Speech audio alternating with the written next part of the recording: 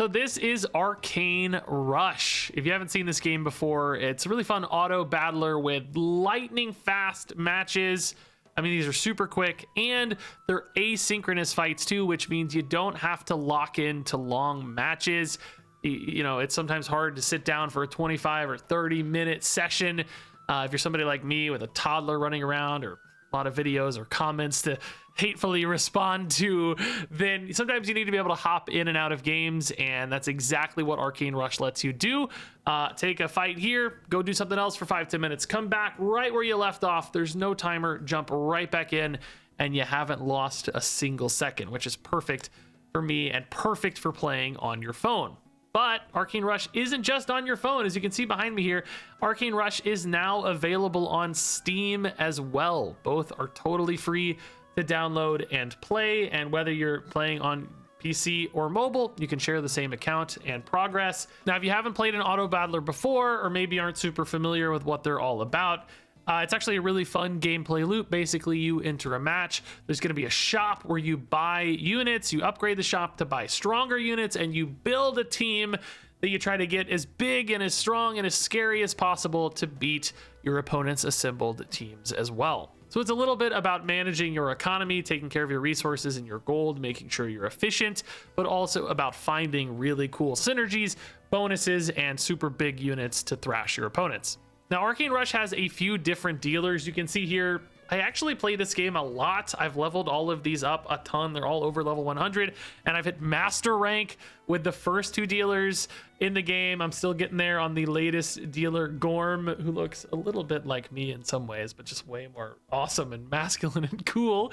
But each of these has different heroes that you'll be using in fights with different abilities, and also different cards and actually unit type pools. So if you're playing Fiddle, for instance, you're going to have access to orcs and dwarves and dragons, but if you're playing the latest dealer, Gorm, you're not going to have access to orcs, but you are going to have different sets of dragons and different sets of dwarves alongside, you know, the latest new unit type, which is Nord, which is really cool. Cards like Yeti are awesome, and these have all different keywords and synergies and game plans, each offering, I think, really actually unique experiences across the board, across both dealers and heroes and cards. You have so many endless combinations where each match really does feel like you're kind of trying to solve a different puzzle. Some of my favorite units are stuff like Syndra. When this gets discarded, it gives its stats to an ally on board. You get her back in hand to eventually discard again.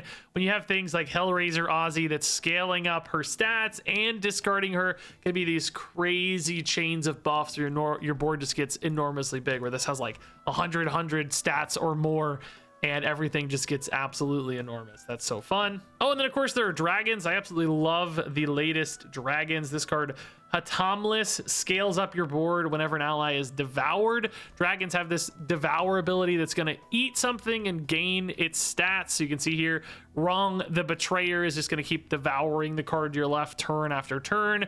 As you're devouring a bunch of stuff, this keeps making your cards bigger and bigger, and you can have these absolutely enormous boards. They're also great targets to devour, like this one. When it dies, which devouring does trigger death abilities, you just get even more buffs and stats piling on top of each other. So dragons are really fun to play, as you're gonna see in this video, because we're gonna have some dragon gameplay to ride a little bit of this dragon hype I've been feeling and showcase some of the big awesome stuff you can do with all these cool dragon cards. Now, before we get into the games, Arcane Rush is totally free to play on both iOS, Android, and Steam. So if you want to hit the link down in the description below, you can just download it right now, go through the tutorial while I hop into this match. You can learn a little bit about dragons and some of the basics, while also getting through the tutorial yourself, so you'll be ready for your Arcane Rush journey. That said, let's go ahead and hop into this game, see what Gorm and his dragon buddies are all about. I think you're gonna like this one a lot. All right, Nord, dragon, and dwarf. I think we're gonna force some dragons this game. I've been feeling some dragon hype, so let's force some dragons. I think out of these particular heroes, my favorite is Zhuzong. Give your units +1 damage for each unit you play this turn. It's just like nice, reliable damage output. These both kind of reward you for losing, which we don't really want to be losing. We want to be going strong, particularly with dragons. If we can get a dragon on turn 1, and start scaling that up via our upgrade relics, which I'll talk about more as we get there. That's really powerful, and this is a great dragon actually to do that on. So we'll go ahead and take the basilisk here, just a good 2/6. Now next turn when we upgrade, we're gonna get a relic that gives this a big old stat buff, and then we're just gonna farm that early and just ride that to victory. This honestly being a 3/6 does help take some early trades for sure. So here we're gonna tier up the shop. When we do, we're gonna pick our first relic. We're gonna take the Skybound Egg. This gives +2/+2 for each empty slot on the board, which is just like crazy strong. These are actually, this one's tough to work with. This one's actually really good too, but Skybound Egg is just amazing because when we go to tier 4, you're gonna see Ember King's Visage. This is gonna give another 12/12, and if it buffs a dragon, gives it Cleave, which our strongest unit is gonna be this guy, and it's gonna give it Cleave, which is insane. So this is absolutely perfect for a dragon start. This should also just get us through the group stage pretty easily here. We want about 7 trophies usually for the group stage to feel safe. We're already at 6, so that's feeling very, very good. Which means we can maybe be a little bit greedier. Ooh, this is a great dragon to get.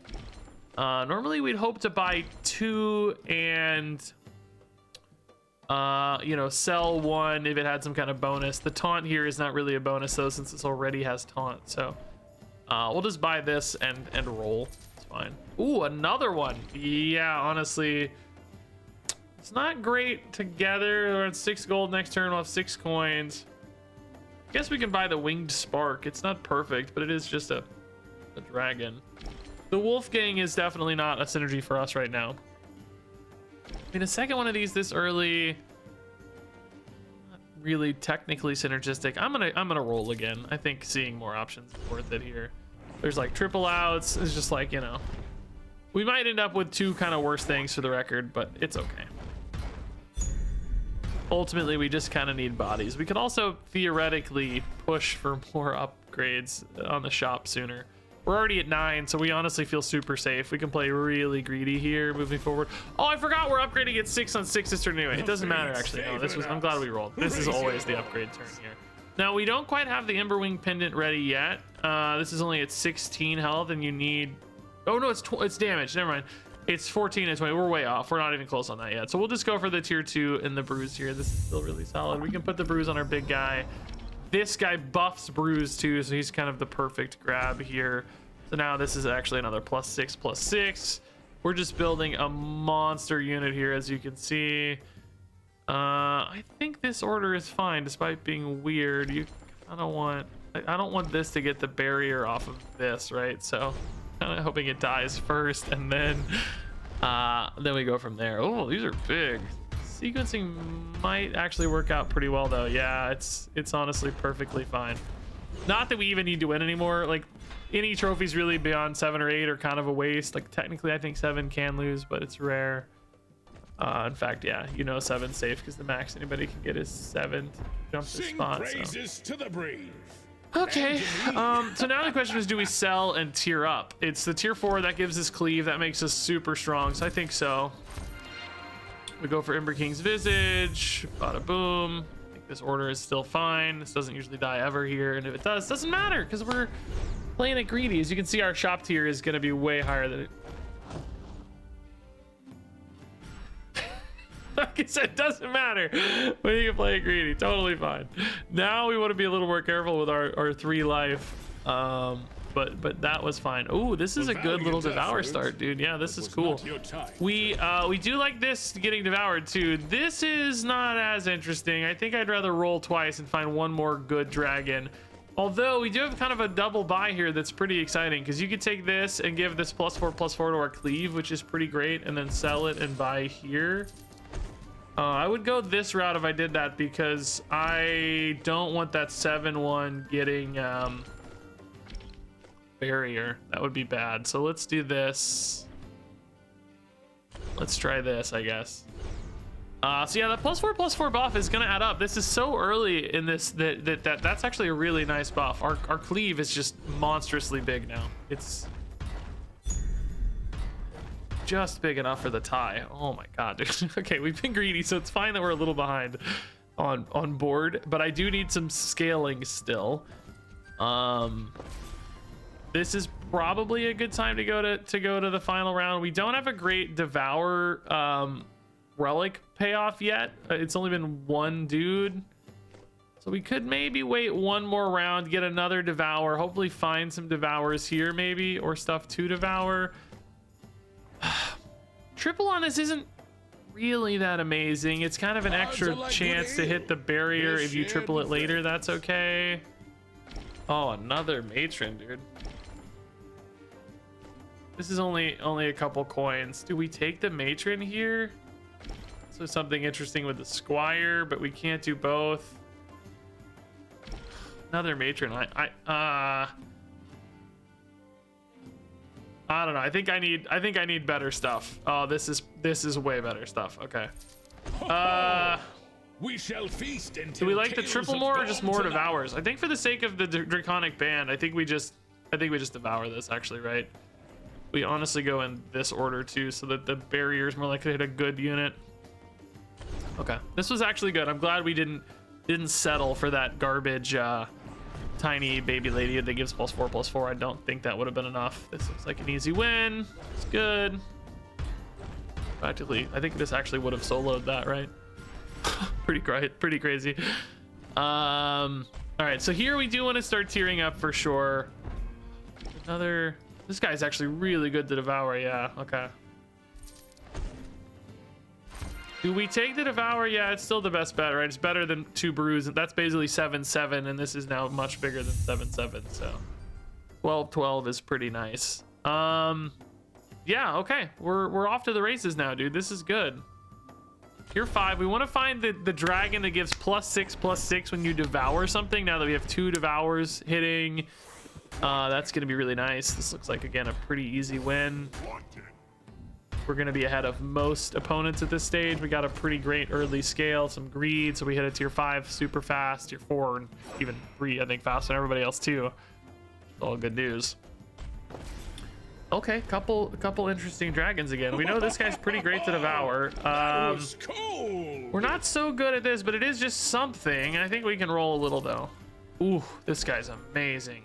Oh, great hit. Do we just take a unit here or do we roll? I think a roll is actually fine. There's some really key stuff we're looking for, so let's spend on rolls. This is actually a pretty good dragon again to devour. Not quite as good as these for the record, but maybe one more roll's worth it. Yeah, I think we'll find good stuff down the road. It's kind of 2 rolls if you look at it, right?